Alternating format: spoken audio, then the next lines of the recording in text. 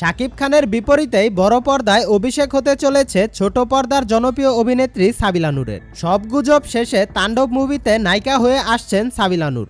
সাবিলা নূরকে তাণ্ডব মুভি থেকে বাদ দেওয়া হয়েছে, এরকম একটা গুজব ছড়িয়েছিল এনটিভি নিউজে, কিন্তু এনটিভির নিউজটা ফেক ছিল। সাবিলা নূর তাণ্ডব থেকে বাদ পড়েছে শুনে আরও একটা গুজব ছড়িয়েছিল নেটিজেনরা, আর সেটা হচ্ছে তাণ্ডব মুভিতে নায়িকা হিসেবে থাকবে কোয়েল মল্লিক। এগুলো সবই গুজব ছিল।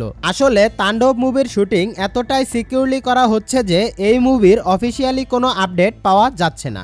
এতদিন যে আপডেটগুলো পাওয়া গেছে সবই ছিল গুজব, কিন্তু সবশেষে সাবিলা নূর যে তাণ্ডব মুভির নায়িকা হিসাবে থাকছে এটা 100% শিওর। আর টলি কুইন কোয়েলের ভক্তদের জন্য একটা দুঃসংবাদ হচ্ছে যে তাণ্ডব মুভিতে কোয়েলকে দেখা যাবে না, তবে পরবর্তীতে অন্য কোনো প্রজেক্টে একসাথে দেখা যেতে পারে শাকিব কোয়েলকে। তবে আশা করা যায় সাবিলা নূর শাকিব ভক্তদের হতাশ করবে না, কিন্তু দর্শকরা এবার দারুণ একটা ক্ল্যাশ দেখতে চলেছে।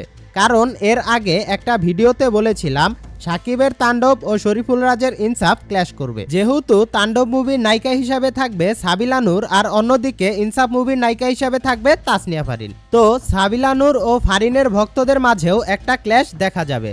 সাবিলা নূর ও তাসনিয়া ফারিন দুজনেই ছোট পর্দার খুব জনপ্রিয় অভিনেত্রী। দুজনেই ছোট পর্দা থেকে আসলেও তাসনিয়া ফারিন এর আগেও বিভিন্ন ওয়েব সিরিজে কাজ করেছেন, কিন্তু সাবিলা নূর এর আগে কোনো ওয়েব সিরিজ বা বড় পর্দায় কাজ করেনি। তো সেই দিক থেকে দেখতে গেলে সাবিলা নূরের চেয়ে তাসনিয়া ফারিন অভিজ্ঞ। তো দেখা যাক কে ভালো পারফর্ম করে। আপনি কাকে সাপোর্ট করবেন অবশ্যই কমেন্ট করে জানাবেন। আর ভিডিওটা ভালো লাগলে চ্যানেলটা সাবস্ক্রাইব করে আমাদের সাথেই থাকুন। সকলেই ভালো থাকবেন, সুস্থ থাকবেন। আল্লাহ হাফেজ।